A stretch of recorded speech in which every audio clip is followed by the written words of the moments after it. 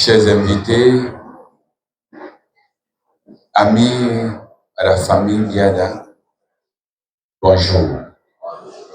Que la grâce et la paix de Christ soient avec vous. Amen. Je bénis le Seigneur, notre Dieu, qui me donne de participer à ce culte solennel d'installation de mon frère, le pasteur Biada Bernard. Ce sont les retrouvailles. Je lui dis merci d'avoir accepté que je sois ici ce matin. À vrai dire, c'est lui qui a choisi que je sois là. Vu par le calendrier de lecture biblique, j'ai choisi celui de 2 Samuel, qui semble pour moi scier avec la circonstance. Dans le 2e livre de Samuel, le chapitre 5 que nous avons lu, on parle de l'intronisation du roi. C'est quel roi? David. Ici, nous allons introniser à Ngona le roi Biada. Oui, parce que le serviteur de Dieu incarne la royauté, le sacrifice et le pasteur comme berger. Si vous ne le saviez pas. En effet, à partir du chapitre 5, le récit de 2 Samuel est parallèle à celui qui commence en 1 Chronique, chapitre 11, par le couronnement de David comme roi de tout Israël et qui s'achève sur la consolidation de son administration royale.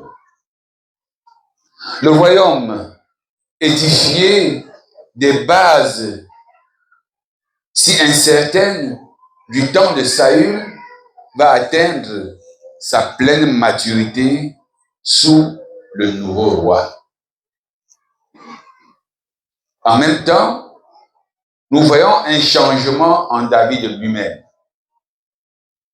L'homme qui savait qu'il serait roi et qui avait attendu patiemment le bon moment de monter sur le trône apparaît maintenant comme un homme politique avisé, qui fait tout son possible pour stabiliser et sécuriser son royaume. Le pasteur vient aussi stabiliser et sécuriser la paroisse de Ngona. Ces quelques versets que nous avons lus concluent la lente ascension de David jusqu'à son trône.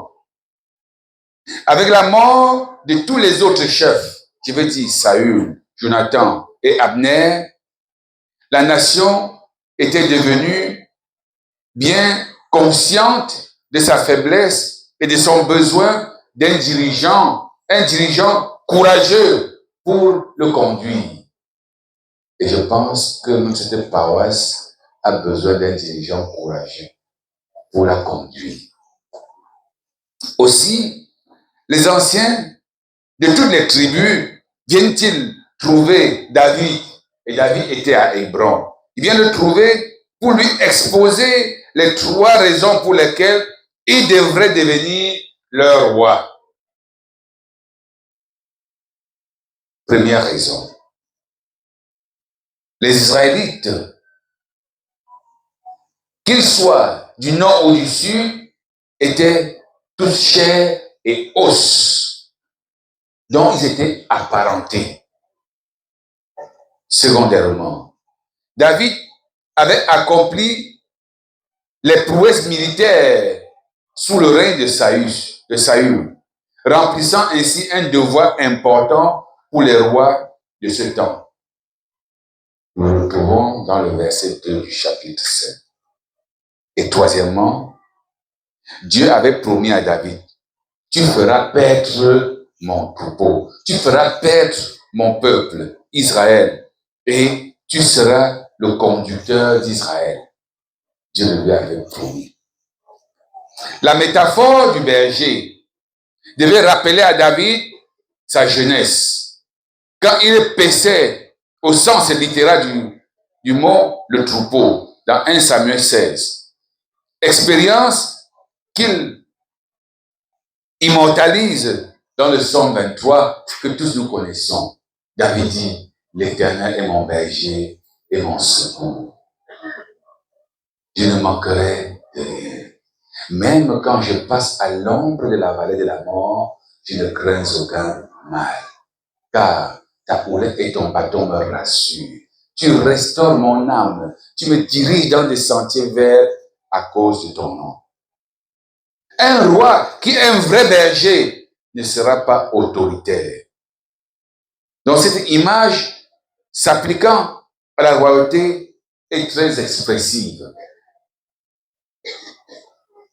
Un roi, disais-je, qui est un vrai berger ne sera pas autoritaire, il ne sera pas oppresseur, il ne sera pas exploiteur de son peuple. Il est le berger. Parce que le berger n'exploite pas. Le berger n'est pas autoritaire à l'endroit de ses brebis. Il n'est pas oppresseur. Comme le mauvais roi décrit dans 1 Samuel 8, versets 10 à 18, 7 ans et demi après la mort de Saül, Israël et Juda étaient enfin réunis. Avec David pour roi sur tout Israël et non plus seulement sur Juda. Mais le lien entre les deux tribus du nord et du sud n'était pas très fort. C'était plutôt comme si deux États séparés avaient fait alliance sous la direction d'un souverain. Comme cette alliance devait d'ailleurs se dissoudre après la mort de Salomon. David, cependant, œuvre de toutes ses forces pour créer une union durable en établissant une capitale neutre. Une capitale neutre, un sanctuaire national et une dynastie. David avait 30 ans lorsqu'il avait été oint à Hébron. Et 30 ans était l'âge auquel les Lévites étaient autorisés pour la première fois à servir dans la tente d'assignation. Qui se souvient de quelqu'un qui a commencé son ministère à 30 ans? Jésus. C'était la loi qui le prévoyait. Cet âge était comme celui où l'on atteignait une maturité suffisante pour exercer une haute responsabilité. Parlons de la vie de David. La vie de David fut régie par deux forces principales, la théologie et la politique. Dieu l'avait choisi pour roi, mais ses qualités humaines convenaient également à ce rôle. De la même manière, lorsque Dieu choisit son serviteur pour une charge spirituelle, il donne à ce serviteur, à cette personne, les capacités de remplir les responsabilités pour lesquelles Dieu a choisi. Comme on le dit souvent, Dieu équipe et capacite ceux qu'il a appelés. Cher peuple fidèle de Gona, vous attendiez un ouvrier, vous attendiez un serviteur pour vous conduire. Dieu vous en a donné. Un serviteur de grosse calibre. Un serviteur de grosse calibre. un docteur. Vous êtes chanceux. Vrai, nous n'attendions pas, ou on n'attendrait pas que un serviteur de ce calibre soit dans une communauté comme ça, si je m'excuse.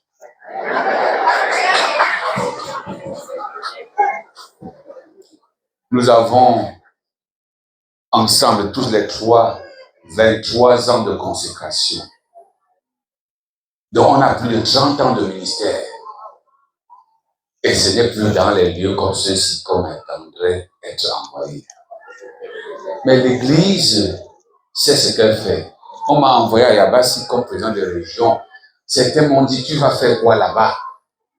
Tu vas faire quoi? On a même interpellé ma femme, certains, ex-pasteurs. Tu vas aller avec lui. Je suis allé à Yabassi et j'ai fait 2 ans. J'ai pris mon ministère avec philosophie et humour. Et nous avons travaillé. Et tous ont apprécié jusqu'à présent. Il y a une semaine, Yabassi a rempli et sauce 2 chefs traditionnels du Ghana. Et jusqu'à présent, ils sont reconnaissants. Parce qu'ils disent, même nos propres fils n'ont pas fait ce que tu as fait en 2 ans. Parce qu'on a pris le ministère avec philosophie et humour. Nous sommes appelés à servir Dieu partout où on nous envoie. Et on nous a donné un ouvrier, je dis encore, de grosse qualité.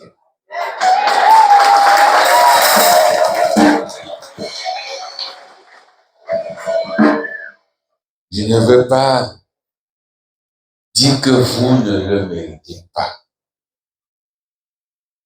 Juste vous dire que sentez-vous heureux et aimé par Dieu et l'Église. Sentez-vous heureux et suivez le berger que Dieu vous a envoyé. Mon frère Bernard, voilà le peuple de Dieu, ton peuple. Tu dois être pour eux leur David.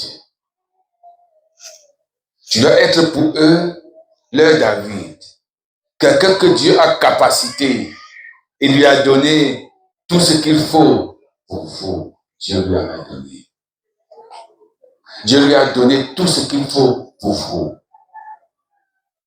Comme roi, comme sacrificateur, comme prophète,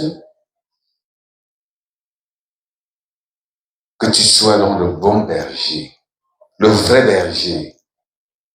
Un vrai berger n'est pas autoritaire, il n'est pas oppresseur, il n'exploite pas son peuple. Et je prie que le Seigneur te bénisse afin que tu conduises ce peuple dans la paix, dans la joie, que tu le conduises sur les sentiers verts, comme le roi David le disait. Que le Seigneur nous bénisse. Amen. Que vous êtes